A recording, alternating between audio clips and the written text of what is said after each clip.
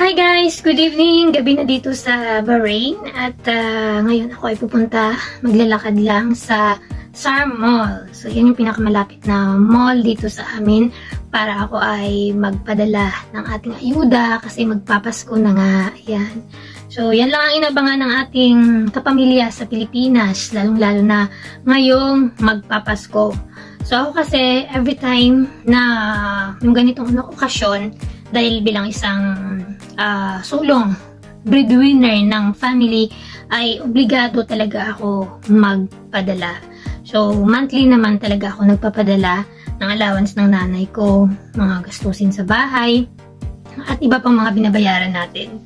So, ngayon, tapos na ako actually kumain ako ng maaga, 7:30 na dito.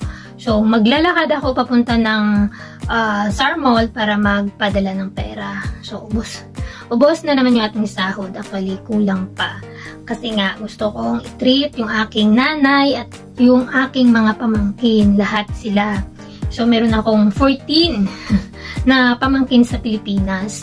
At dahil ng pandemya, gawa ng pandemya, ay hindi na sila nakapamasyal, hindi na rin sila nakakalabas. Kaya ngayon, okay na, pwede na makabiyahe at makapasok or makakain yung matanda or bata sa mga restaurants, ay naisipan kong i-treat sila.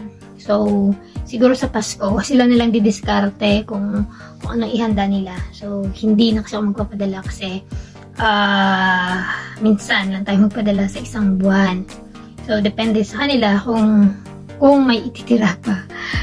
Kailangan alam naman natin pag yung family natin, pag early yung ating padala ay hindi na yan nakakaabot sa mga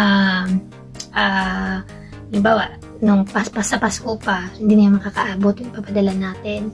So, magpapalit lang tayo at maglalakad kasi mamaya masyadong matao na yung daan dito or marami ng sasakyan pala. So, hindi na tayo makapag video sa kalsada mamaya kasi maingay. So, ayun, para sa mga mga kababayan natin, kamusta naman ang inyong Pasko dyan? Kasi kami dito, ako kasi 13 years na dito na nagtatrabaho sa aking mga employer. So, okay naman. At sa Pasko, meron kami may pa-dinner kami dito kasi kumpleto yung pamilya. So, tara na at samahan niyo ako. Punta tayo ng SARM Mall para magpadala ng pera. So, tapos na tayong magpadala ng pera. So, pasok tayo sa Jasmine's. Ito yung paborito kong kainan dito kasi mura lang. Magkakape lang tayo kasi busog na talaga ako. Siyempre, addict tayo sa kape kaya magkakape ang lola. Aray.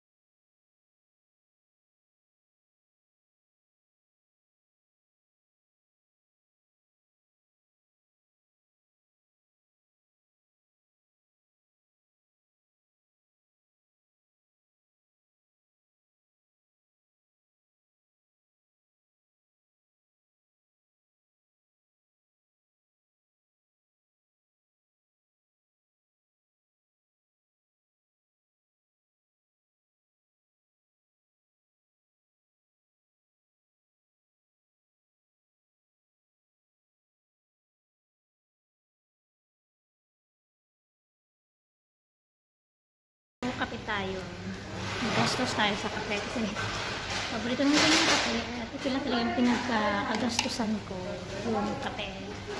Medyo mahal lang kasi yung kape at yung chocolate sundae, ito lang in-order natin, umabot siya ng mga 300 pesos.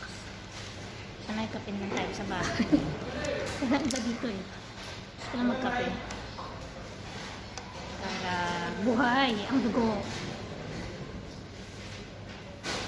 Wow, sarap. So, yung ating chocolate sundae, babaunin na natin pag uwi. Mamaya ating gawin. So, malapit na yung Pasko. Ano yung mga plano natin, mga ka-OFW natin dyan. Kami siguradong meron kaming party or Christmas Eve dinner. Kasi andito yung buong pamilya, dito yung maalaga ko, dito yung dalawa kong amo, and may paparating kaming bisita at baby. So, mga anak yung anak ng aking boss. So, magkakaroon ulit ng apo yung boss kong lalaki sa una niyang anak, sa first family niya.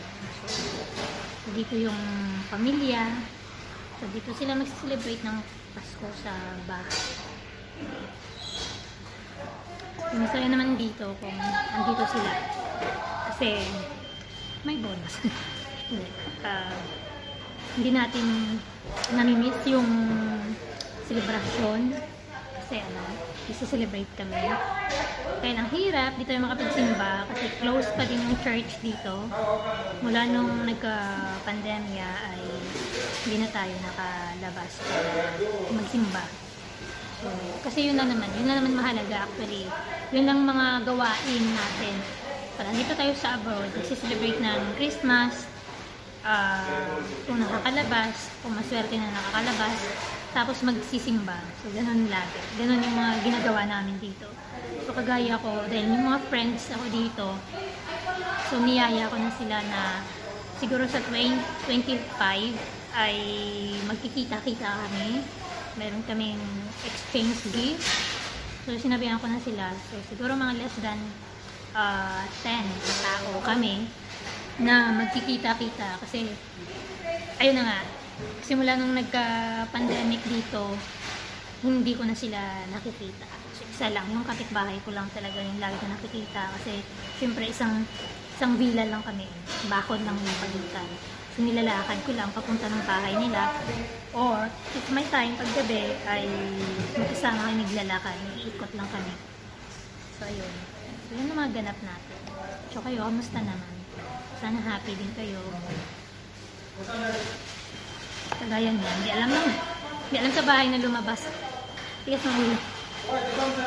Ganun paalam. Kung naglakad lang talaga ako para magpadala ng pera.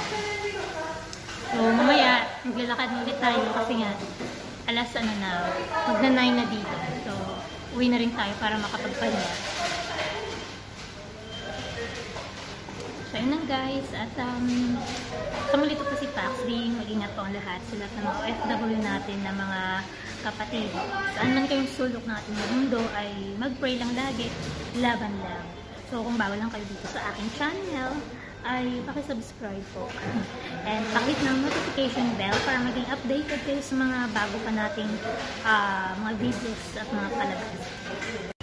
So yan guys, at bago ako malubat ay uwi na ako. Baka kakatok yung aking madam sa aking room na wala ako doon. Sumalito pa si Paxdi, isang OFW sa bansa ng Bahrain. Hangad ko po ang kaligtasan nating lahat. Advance Merry Christmas and Happy New Year. God bless everyone and love.